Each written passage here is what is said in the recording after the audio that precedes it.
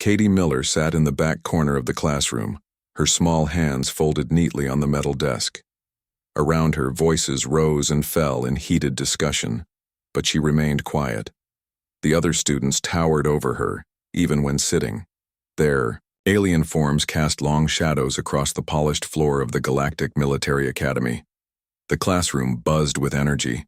Centaurians clicked their crystalline fingers against their desks, creating sharp musical notes when they got excited about a tactical point. Their bodies looked like living glass sculptures, tall and angular, reflecting the bright lights overhead.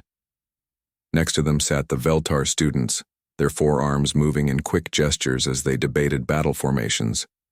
Their green skin shifted, colors slightly when they disagreed with each other, cycling from pale mint to deep forest green. In the front rows, the Kethanari students held themselves with obvious pride. Their large heads pulsed with soft blue light when they concentrated, and their silver eyes never seemed to blink. They spoke in measured tones, as if every word carried great weight. Most other species in the room listened carefully when a Kethanari spoke.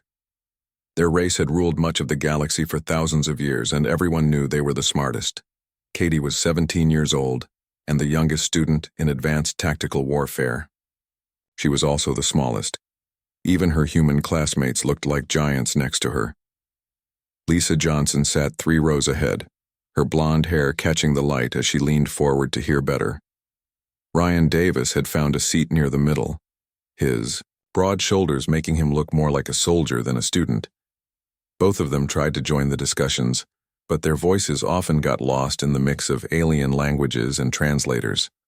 The academy building stretched up toward the sky like a silver needle. From her seat near the window, Katie could see other towers rising from the surface of Centauri Prime. Floating vehicles moved between the buildings like schools of fish. The planet's 3 moons hung in the purple sky, each one covered with cities that glowed like scattered diamonds. This was her first year at the academy. Earth had only joined the Galactic Union 5 years ago, and humans were still the new kids. Most species had been traveling between stars for centuries before. Humans even learned to make fire. Katie often heard whispers in the hallways about the primitive newcomers from the little blue planet at the edge of the galaxy. She did not let it bother her. Katie had always been quiet, even back home in Colorado. Her teachers on Earth used to worry that she was not paying attention, but her test scores proved them wrong every time. She learned by watching and listening, not by talking. Commander Vexhai entered the room and all conversation stopped immediately. He stood 7 feet tall, his silver skin gleaming under the classroom lights. His large head turned slowly as he scanned the students, his black eyes showing no emotion. Like all Kethanari, he moved with careful precision, as if every step was planned in advance. The commander had been teaching at the academy for 40 years. He had served in 3 galactic wars and earned more medals than most students could count. His reputation for brilliance was matched only by his reputation for being harsh with students he considered inferior. Katie had heard stories about cadets from smaller worlds who dropped out after just 1 semester in his classes.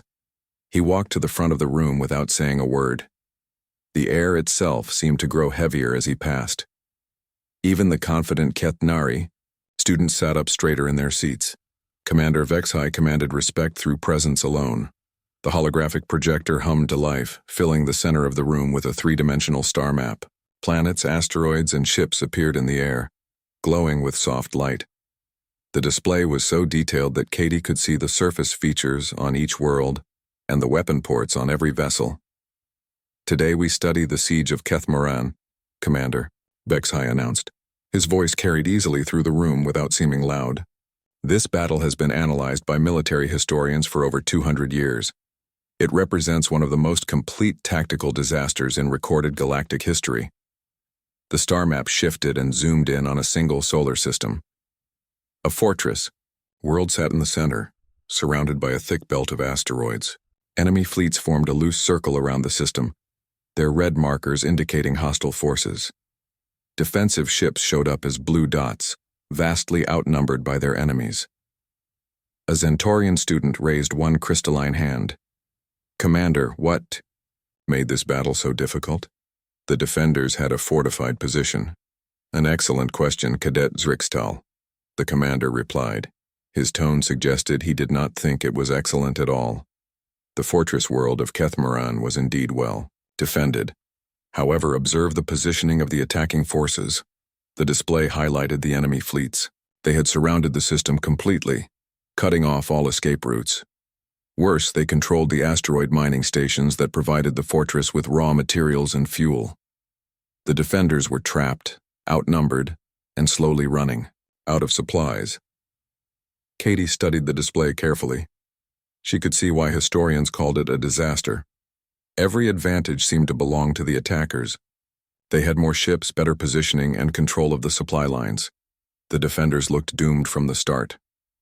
The defending commander was Admiral Horthkel of the Zentaurian fleet, Vexhai continued, a capable officer with 20 years of experience. Yet he made critical errors that cost him everything. Ryan Davis raised his hand. What kind of errors, sir? Commander Vexhai's expression did not change, but Katie noticed a slight pause before he answered. Predictable human thinking, Cadet Davis. Admiral Horthkel attempted conventional breakthrough tactics. He tried to punch through the enemy lines with concentrated force. The results were catastrophic. The display showed the battle playing out. Blue dots representing defensive ships charged toward the enemy formation. Red markers converged on them like antibodies attacking an infection. Within minutes, most of the blue dots disappeared. Lisa Johnson shifted in her seat and raised her hand. Could they have negotiated a surrender? The attacking forces were the devourers of Zarion, Vexhai replied coldly. They do not accept surrender. They consume everything in their path. Negotiation was not an option. Katie had read about the devourers in her history texts. They were an extinct race now, wiped out by a coalition of species about 50 years ago. But during their time, they had been the galaxy's nightmare. They traveled from system to system, strip mining planets and enslaving populations. No one had ever successfully negotiated with them. The hologram reset to show the initial battle conditions again. Commander Vexhai began walking around the display, pointing out details with a laser pointer that left brief trails of light in the air. Note the asteroid field, he said. Dense enough to hide ships, but too unstable for large fleet movements. The mining platforms appear to be assets, but they became liabilities when the enemy controlled them. A Kethnari student spoke up. Commander, surely there must have been some tactical option available. Our strategic databases contain solutions for most siege scenarios. Indeed, Cadet Morthex. Your people have analyzed this battle extensively. Perhaps you can enlighten us with a solution. That escaped Admiral Horthkel. The young Kethnari's head pulsed brighter as he concentrated. After a long moment, he shook his head. The positioning is too disadvantageous. Any breakthrough attempt would result in unacceptable losses. Correct. The battle was lost before it began due to strategic positioning. Katie continued to watch. The hologram, her dark eyes following the movement patterns of both fleets. Something about the setup reminded her of home, though she could not put her finger on what. The feeling nagged at her as the discussion continued around her. Other students offered suggestions throughout the session. The Veltar proposed hit-and-run tactics using the asteroid field for cover. The Zentaurians suggested a fighting withdrawal to preserve forces. Each idea was systematically dismantled by Commander Vexhai's analysis. As the hours passed, Katie noticed something interesting. The commander seemed to take particular pleasure in shooting down suggestions from the human students. When Ryan proposed using the mining platforms as improvised weapons, Vexhai's response was sharper than usual. When Lisa suggested coordinating with potential allies in nearby systems, he dismissed it as wishful thinking. The lesson was clear. This was not really about finding a solution. This was about accepting that some battles could not be won, and that sometimes the best choice was to acknowledge defeat. Katie understood the educational value, but something still bothered her about the whole scenario. She kept staring at the hologram, letting her mind wander while the debate continued around her. Back home in Colorado, she used to watch nature documentaries with her father. He always pointed out how prey animals survived against impossible odds. not through strength or numbers but through cleverness and using their environment. The fortress world suddenly reminded her of something specific, but she could not quite grasp what. Katie pulled out her notebook and began sketching the battle formation, trying to understand why it felt familiar. Commander Vexhai touched a control panel, and the holographic display expanded to fill nearly the entire classroom. The siege of Kethmoran surrounded the students in 3 dimensions, making them feel like they were floating in space among the warships and asteroids.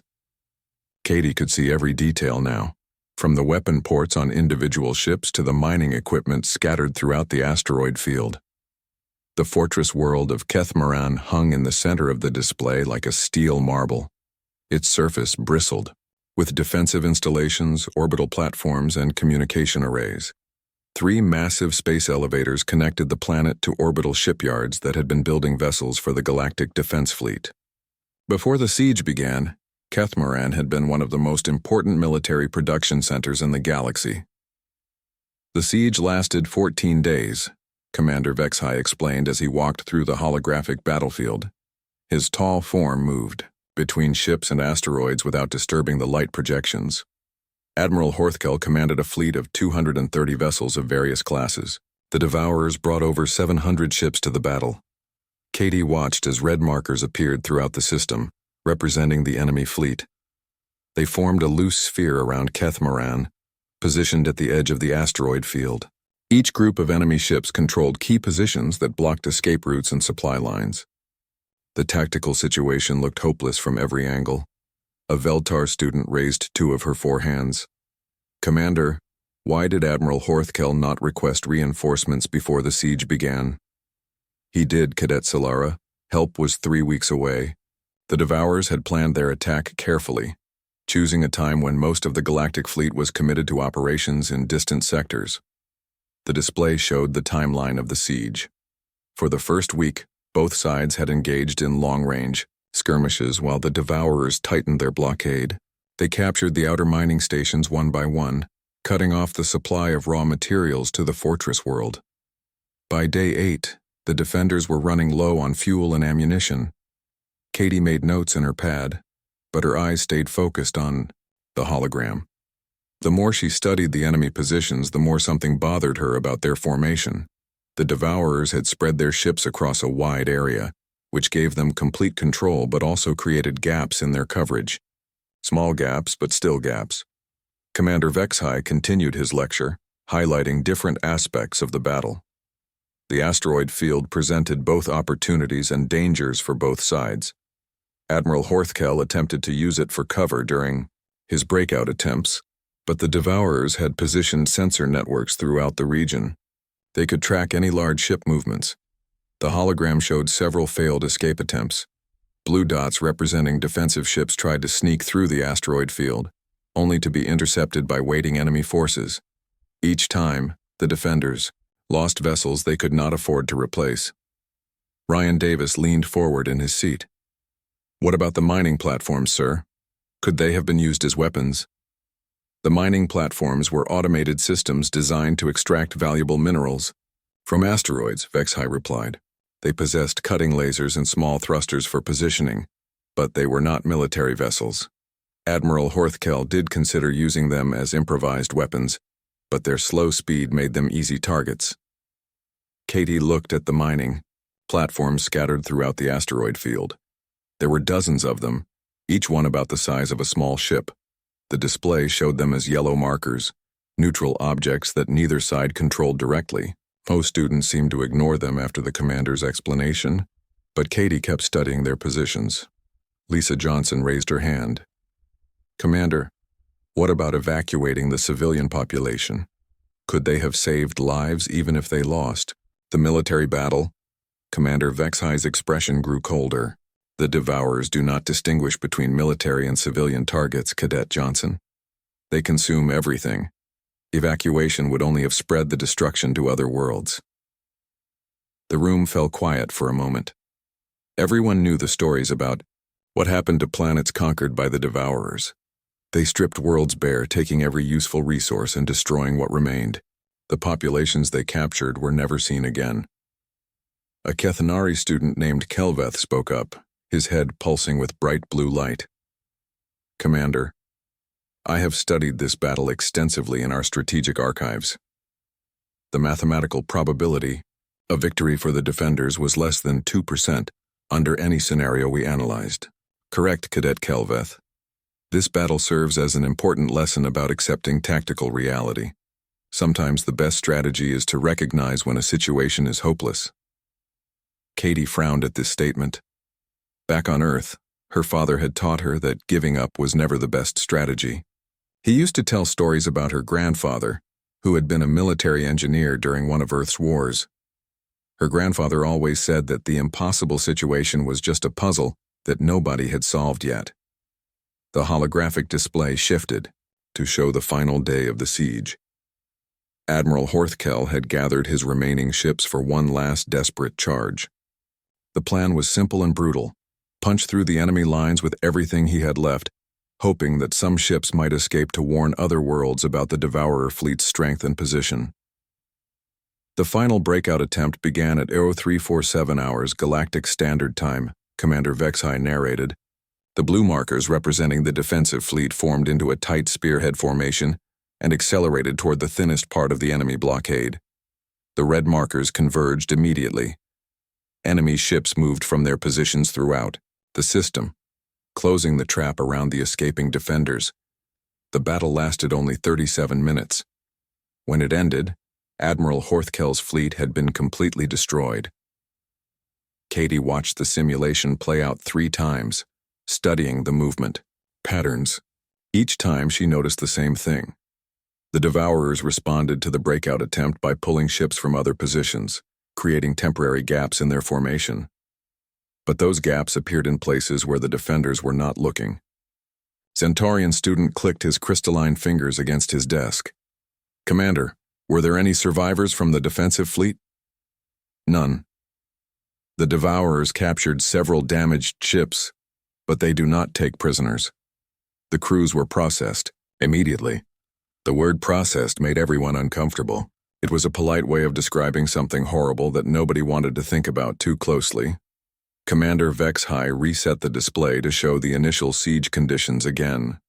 "Now I want each of you to study this scenario and propose alternative strategies. You have seen what conventional approaches accomplished. Perhaps one of you can discover something that 2 centuries of military analysts have missed." The challenge was clearly meant to be impossible. Katie could hear the sarcasm in the commander's voice, especially when his gaze passed over the human students. He expected them to struggle and fail, proving once again that Earth's newest galactic citizens were not ready for serious military thinking. Students began working in small groups, manipulating personal holographic displays to test different approaches. The Kethanari students worked with quiet confidence, their heads pulsing in synchronized patterns as they shared thoughts telepathically. The Centaurians created musical harmonies with their clicking, using sound to coordinate their tactical discussions. Katie remained alone at her desk, continuing to study the main display. She ignored the group activities and focused entirely on the original battle formation. Something about the setup kept nagging at her, like a word on the tip of her tongue that she could not quite remember. The mining platforms drew her attention, again and again. Everyone else dismissed them as unimportant, but Katie could not shake the feeling that they were the key to something. She began sketching their positions in her notebook, connecting them with lines to show possible movement patterns.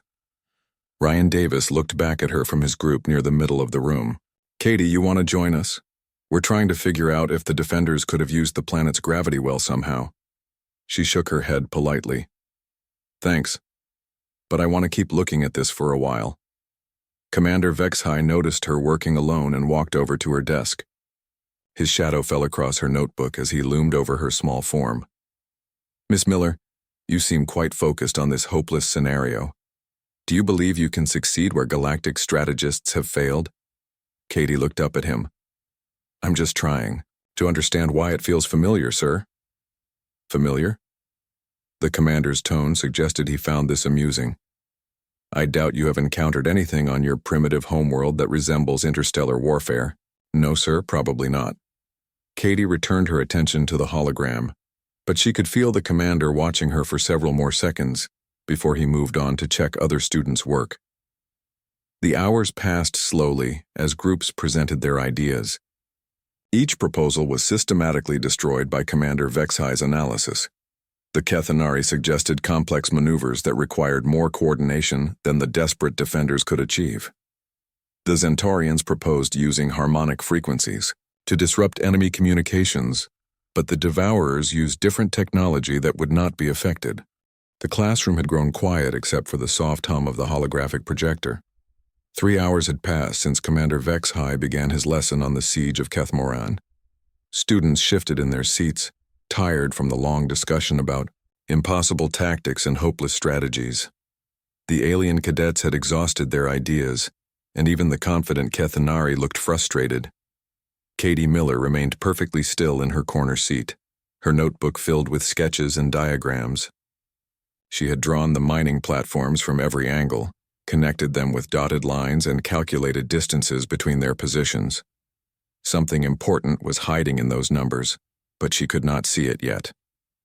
Commander Vexhi walked to the center of the holographic display one more time.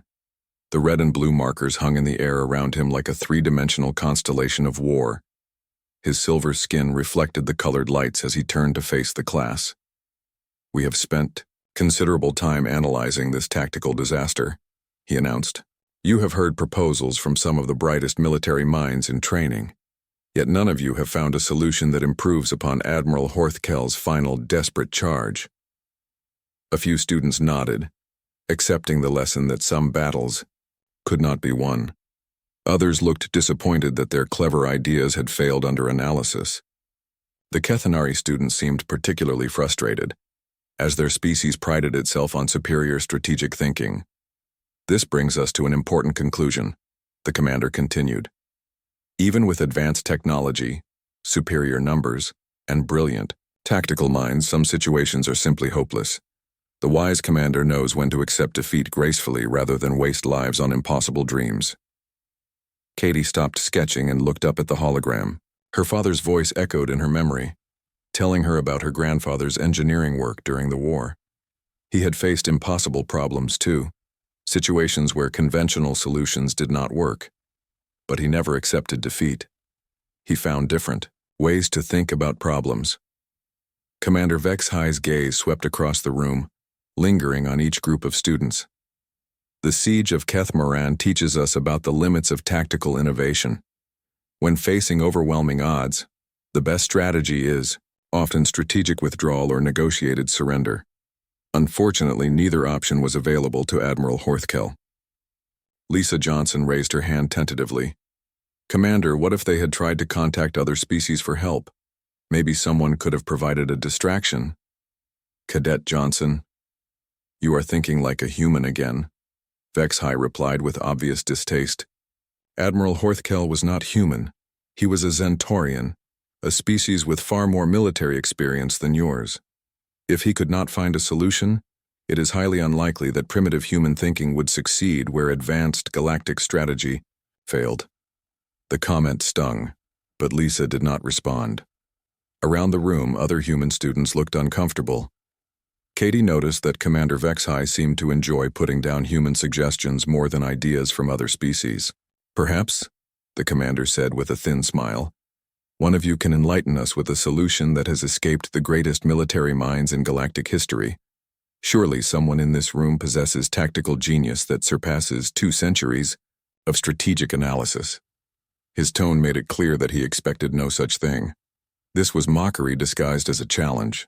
Katie could see her classmates sinking lower in their seats, unwilling to risk public humiliation by suggesting something that would inevitably be torn apart. The silence stretched for long seconds. Outside the window, the 3 moons of Centauri Prime continued their slow dance across the purple sky. Flying vehicles moved between the tall buildings like schools of bright fish. The normal life of the galaxy continued while students struggled with an ancient military disaster. Katie stared at the hologram one more time. The mining platforms glowed yellow in the asteroid field, ignored by everyone except her. She had filled 3 pages with calculations about their positions, their capabilities, and their movement patterns. Numbers and diagrams covered her notebook, but the answer remained just out of reach. Then suddenly, like a light switching on in a dark room, she saw it. The memory came flooding back. She was 12 years old, sitting in her father's workshop in Colorado, watching a nature documentary about wolves and elk. The elk were trapped in a valley by a pack of wolves that had surrounded them completely. The situation looked hopeless. The wolves were faster, more numerous, and had all the escape routes blocked, but the elk did not panic. Instead, they did something unexpected. They scattered the wolves by charging directly at them, then used the confusion to escape through gaps that appeared in the wolf pack's formation. The key was not trying to avoid the predators, but using the predators' own positioning against them. Katie's heart began beating faster as she looked at the hologram with new eyes. The Devourers had positioned their ships to create a perfect blockade, but that same positioning created a weakness. They were spread too thin, trying to cover too much space. If something forced them to concentrate their forces in one area, gaps would open elsewhere. The mining platforms were not weapons, but they did not need to be weapons. They just needed to be bait. Katie raised her hand. Commander Vex-High noticed the movement and turned toward her corner of the room. For a moment, he looked surprised that the quiet human girl had finally decided to participate.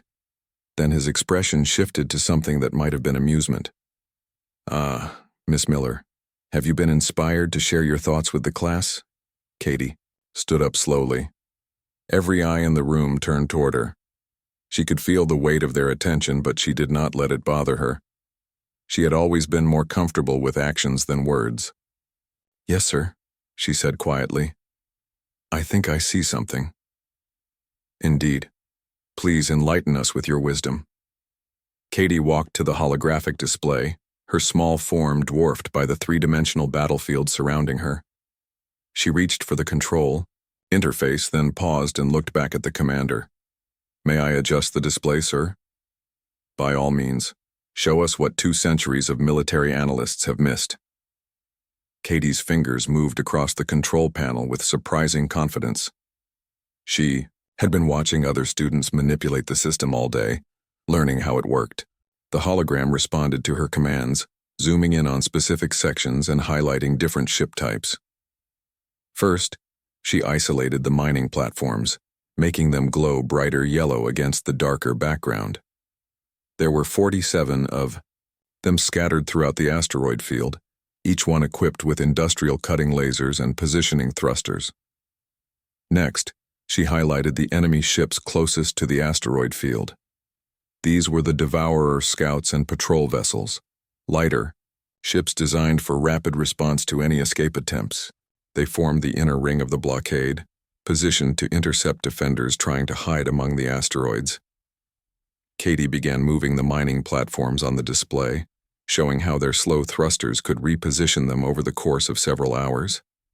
She moved them away from their current positions, gathering them into 3 groups at specific points in the asteroid field. The classroom was completely silent now. Even Commander Vex-High had stopped talking, watching her manipulations with growing curiosity. Katie highlighted the enemy patrol ships again, then showed how they would respond to apparent breakout attempts. She moved small groups of defensive ships toward the 3 areas where she had gathered the mining platforms. The enemy ships reacted predictably, converging on the apparent escape attempts. But then Katie did something unexpected. Instead of having the defensive ships fight the converging enemies, she had them retreat immediately, drawing the Devourer patrols deeper into the asteroid field. The mining platforms, positioned carefully in advance, used their cutting lasers to slice through selected asteroids as the enemy ships passed nearby. The result was spectacular. Thousands of tons of rock and metal debris created expanding clouds of destruction that tore through the pursuing enemy vessels. The Devourer ships designed for space combat could not maneuver effectively in the sudden maze of tumbling asteroids and debris, but that was only the beginning of Katie's plan. With the inner patrol ships destroyed or scattered, gaps appeared in the Devourer blockade. Katie showed how the main defensive fleet could then split into multiple groups, each one escaping through a different gap, while the enemy fleet was still reacting to the chaos in the asteroid field. The entire sequence took exactly 6 seconds to display. When Katie finished her demonstration and stepped back from the controls, the classroom remained absolutely quiet. The holographic display showed the results of her strategy. Over 70% of the defensive fleet escaping successfully, while the Devourer blockade collapsed into confusion and disorder. Commander Vex High stared at the display with an expression Katie could not read. The other students looked equally stunned. Even the confident Kethanari seemed unable to process what they had just witnessed. Finally, Ryan Davis broke the silence. "Holy shit," he whispered, then immediately looked embarrassed for cursing in class. Katie walked back to her seat without saying anything else. She had shown them the solution, just like her grandfather would have done. Sometimes the best answer was the simplest one, hiding in plain sight where everyone could see it, but no one thought to look. The silence in the classroom stretched for what felt like forever. Katie sat back down in her corner seat, folding her hands on her desk, just as she had at the beginning of class. Around her, alien students stared at the holographic display with expressions of shock and confusion. The tactical computer continued running calculations, confirming over and over that her strategy would work. Commander Vex High stood frozen in the center of the hologram, surrounded by the glowing markers that represented Katie's solution. His silver skin had lost some of its luster, and his black eyes blinked rapidly as he processed what had just happened. For the first time since Katie had known him, the commander looked uncertain. A Kethanari student named Morthex was the first to speak. His large head pulsed with frantic blue light as he leaned forward in his seat. "This cannot be correct. The tactical computer must have an error in its calculations." "Run the simulation again," demanded another Kethanari student. "There must be variables we are not seeing." Commander Vex High moved to the control panel with stiff mechanical motions. His hands shook slightly as he reset the display and ran Katie's strategy a second time. The result was identical. The mining platforms created debris fields that destroyed the enemy patrol ships, opening gaps in the blockade that allowed most of the defensive fleet to escape. The computer displayed the final statistics in glowing numbers above the hologram. Defensive fleet survival rate 74%, enemy casualties 38%. Strategic objective achieved, total success. Lisa Johnson turned around in her seat to stare at Katie. "How did you see that?" "I looked at those mining platforms a dozen times and never thought of using them that way," Katie shrugged. "They reminded me of something from home. A nature documentary about elk and wolves." Elk and wolves. Silara, the Veltar student, spoke with all 4 of her arms, gesturing in confusion. "What do primitive Earth animals have to do with interstellar warfare?" Before Katie could answer, Commander Vex High's voice cut through the discussion. "Miss Miller, explain your reasoning. How did you develop this strategy?" Katie stood up again, feeling all the eyes in the room focus on her. She was not comfortable being the center of attention, but she could tell that everyone needed to understand. "Well, sir, I kept thinking about why the scenario felt familiar. Back home, I used to watch nature shows with my father. There was this one about elk trapped in a valley by wolves." She walked back to the holographic display and pointed at the enemy ship positions. The wolves had surrounded the elk completely, just like the Devourers surrounded Keth Morin. The elk looked doomed because the wolves were faster and had all the escape routes blocked. Ryan Davis nodded slowly. "I remember shows like that. The elk usually got caught, right?" "Not in this one," Katie replied. "The elk did something unexpected. Instead of trying to sneak past the wolves or fight them directly, they scattered them. The lead elk charged right at the wolf pack, breaking their formation. When the wolves moved to intercept, gaps opened up in their circle. The other elk escaped through those gaps." Commander Vex High's expression grew darker. "You are comparing highly trained Devourer fleet commanders to primitive animals?" "No, sir, not exactly. I am comparing the tactical situation. The Devourers positioned their ships to create a perfect blockade, but that same positioning was also a weakness.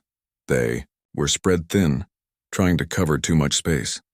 If something forced them to move their ships, gaps would appear." A Zentarian student clicked his crystalline fingers nervously. But the mining platforms are not warships. They move slowly and have minimal weapons. Katie nodded. That is exactly why they would work. The Devourers would not see them as a real threat until it was too late. The platforms just needed to position themselves near key asteroids and wait for enemy ships to come close. Then they could use their cutting lasers to slice through the asteroids and create debris fields. She manipulated the display again, showing the timing of her strategy in slow motion. The defensive ships only needed to make the Devourers think they were trying to escape through the asteroid field. When the enemy patrol ships moved to intercept, they would fly right into the debris clouds. Their ships were not designed for navigating through asteroid fields full of tumbling rocks. Morthex shook his large head, his blue glow pulsing faster. This strategy relies on the enemy making predictable responses. Devourer commanders were not known for following standard tactical procedures. Actually, sir, they were, Katie replied politely. I read the historical files about Devourer tactics. They always responded to escape attempts the same way. They would converge on the escaping ships with overwhelming force to prevent any vessels from getting away. It was their standard operating procedure. Commander Vexhai checked the historical records on his personal display. After a few moments, his face grew even more grim. Miss Miller is correct. The Devourers followed predictable response patterns in every recorded engagement. Lisa, Johnson raised her hand. Katie, how did you know the mining platforms could cut through asteroids fast enough to create debris fields? I looked up their specifications during the break yesterday, Katie answered.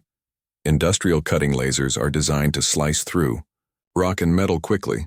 The platforms use them to harvest valuable minerals from asteroids, so they were already programmed to work in that environment. Ryan Davis leaned back in his chair, looking amazed. So you figured all this out just by thinking about elk and wolves? Katie considered the question carefully. Not just that.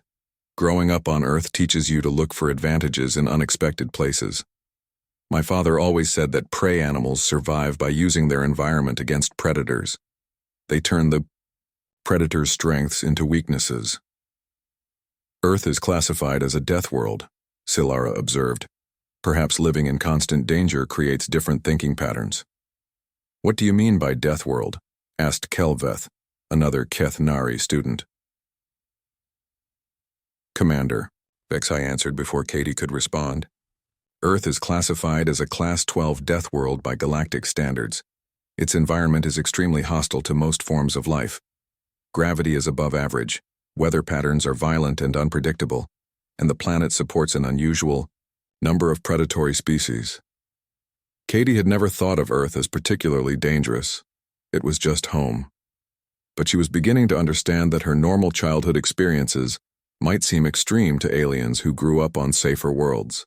Every day on Earth involves calculating risks and finding ways to survive in hostile conditions, she explained. Humans learn to think creatively about problems because conventional solutions often do not work. When I looked at the siege scenario, it reminded me of every survival situation I had ever heard about. A Veltar student named Crixnall spoke up. Are you saying that humans are naturally better at tactical thinking because your homeworld is dangerous? Not better, Katie replied, quickly, just different. We learn to see opportunities where others see only problems. On Earth, the difference between life and death often comes down to using whatever is available in creative ways. Commander Vexhai had been running additional simulations while the students talked. His expression grew more troubled with each result. Miss Miller's strategy works in 96% of tested scenarios. The variables that cause failure are so unlikely that they would not have occurred during the actual siege. The implications hit the room like a physical blow. Katie had not just solved an impossible puzzle. She had found a solution that would have saved hundreds of thousands of lives and prevented one of the galaxy's worst military disasters. Morthex stared at his personal display, his head pulsing with erratic blue light. Our strategic databases contain no analysis similar to this approach. How did galactic military strategists miss such an obvious solution? Because it was not obvious to them, Katie answered gently. They were thinking like advanced civilizations with superior technology and military training. They looked for complex solutions that matched their sophisticated understanding of warfare. Sometimes the simple answer is hiding where nobody thinks to look. Commander Vexhide deactivated the holographic display with sharp, angry motions. The colored lights faded, leaving the classroom feeling strangely empty. "Class dismissed," he announced without looking at any of the students. "We will continue this discussion tomorrow." As students began filing out of the room, Katie gathered her notebooks and prepared to leave. She noticed that many of her classmates were staring at her with new expressions. Some looked impressed, others seemed confused, and a few appeared almost frightened. Ryan Davis waited for her near the door. "Katie, do you realize what you just did? You solved a problem that the smartest beings in the galaxy could not figure out for 200 years. Katie shrugged as they walked into the hallway together. "I just thought about it differently. Anyone could have done the same thing if they had grown up watching nature documentaries." "No," Ryan said seriously. "I do not think anyone could have done what you just did. I think we humans might be more dangerous than the galaxy realizes." As they walked toward their dormitories, Katie wondered if Ryan was right. She had always thought of humans as the newcomers, the species that was still learning how to fit into galactic civilization. News of Katie's tactical breakthrough spread through the Galactic Military Academy faster than lightspeed communications. By evening, every student and instructor knew about the quiet human girl who had solved the siege of Kethmaran in 6 seconds. By the next morning, the story had reached the Academy's command structure. By afternoon, it was being discussed in the highest levels of galactic military leadership. Katie tried to go about her normal routine, but everywhere she went, people stared. In the dining hall, conversation stopped when she walked past tables of alien students. In the corridors, groups of cadets whispered and pointed as she made her way to classes. Even the instructors looked at her differently, with expressions that mixed curiosity and something that might have been concern. She did not like the attention. Katie had always preferred to blend into the background, to observe and learn without being noticed. Now she felt like a specimen under a microscope, studied by beings who were trying to understand something they had never encountered before.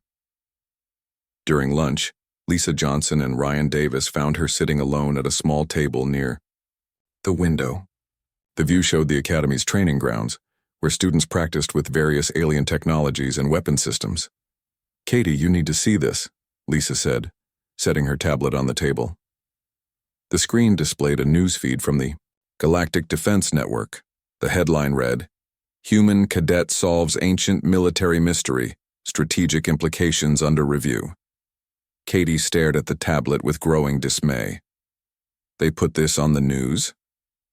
"It gets worse," Ryan added, pulling up another article. "Military analysts from 12 different species are requesting copies of your solution. The Kethnari Strategic Institute wants to interview you. And something called the Warfare Innovation Committee is flying here from the capital to meet with you." Katie pushed the tablet away. "I just answered a question in class. Why is everyone making such a big deal about this?" Lisa sat down across from her. "Because you did something impossible, Katie. You found a solution that the smartest military minds in the galaxy missed for 200 years. Do you understand how that looks to everyone else?"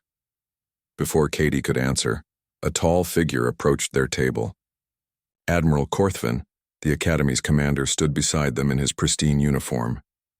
His species, the Velshari, resembled large insects with compound eyes and 4 arms.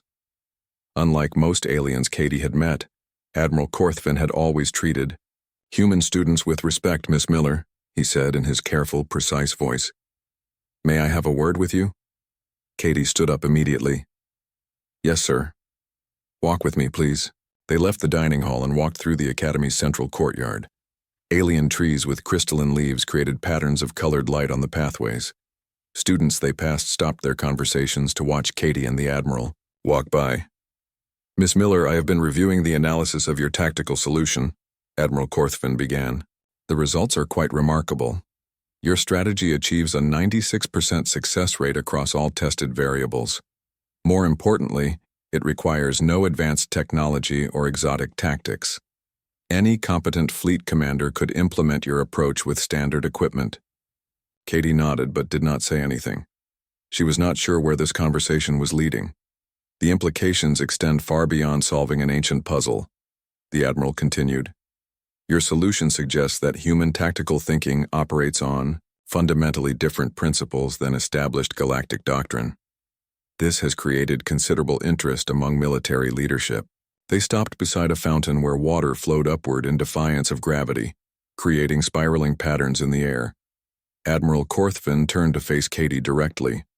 I have received requests from the Galactic Defense Council to transfer you immediately to their Strategic Planning Division. They want you to analyze other historical scenarios that have been considered unsolvable. Several member species have also requested that Earth provide military advisors for their defense forces. Katie felt a cold knot forming in her stomach. Sir, I don't want to leave the academy. I'm still learning. I'm not qualified to advise anyone about military strategy. Admiral Korthvin's compound eyes reflected the light from the fountain. That may be precisely why your perspective is so valuable, Miss Miller. You approach problems without the assumptions that limit more experienced strategists. But I just thought about elk and wolves, Katie protested. Any human could have done the same thing if they had watched the same nature documentaries. Could. Let me ask you something, Miss Miller. How many nature documentaries did you watch as a child? Katie thought about it. Hundreds, probably. My father loved them. We watched them together every weekend. And how many of those documentaries showed predator-prey interactions? Most of them, I guess. That's usually what happens in nature shows. Admiral Korthvin nodded slowly. You grew up studying survival strategies, Miss Miller, even if you did not realize it at the time. You learned to recognize patterns of conflict and resolution that exist throughout the natural world. Most species in the galaxy do not have that foundation. They resumed walking toward the Academy's administrative building. Katie noticed that her footsteps sounded different on the alien materials that made up the pathways. The Kethanari evolved on a world with very few predators, Admiral Korthvin explained. Their strategic thinking emphasizes technological superiority and overwhelming force. The Zentaurians come from a peaceful world where conflicts are resolved through harmonic negotiation. The Veltar are pack hunters, but their tactics focus on coordinated group attacks rather than environmental manipulation. What about your species, sir? The Velshari are prey animals, Miss Miller. We understand survival strategies quite well, but our homeworld is not classified as a death world. We never developed the extreme adaptability that humans possess. They entered the administrative building, passing through corridors lined with portraits of famous galactic military leaders.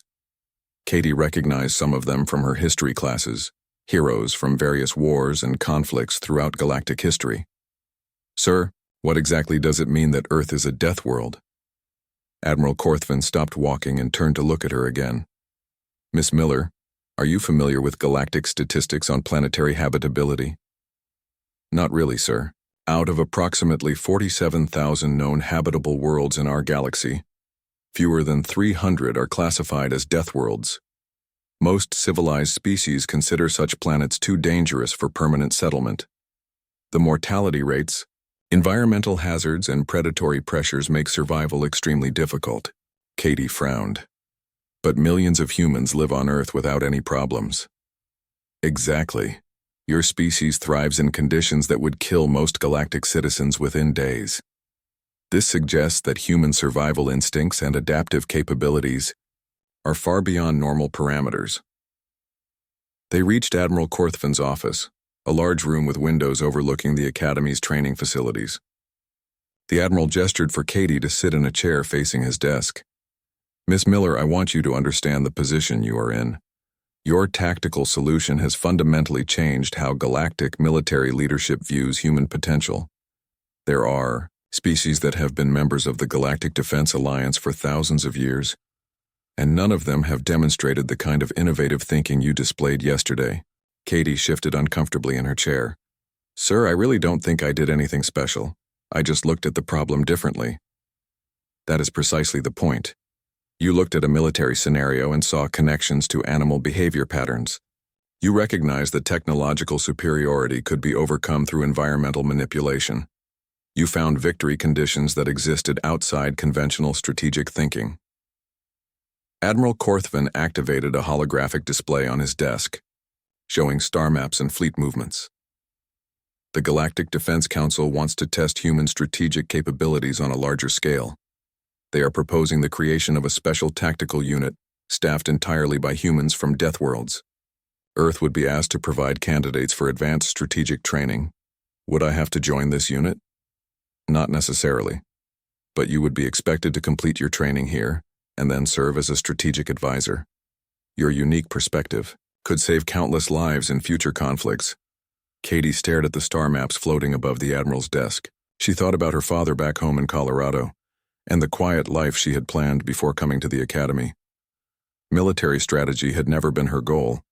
She had joined the academy to learn about other species and explore the galaxy, not to become some kind of tactical genius. Sir, can I ask you something? Of course. Do you think this is a good idea? Having humans in strategic roles, I mean. Admiral Korthvan was quiet for a long moment. Miss Miller, I have been involved in galactic military affairs for over 30 years.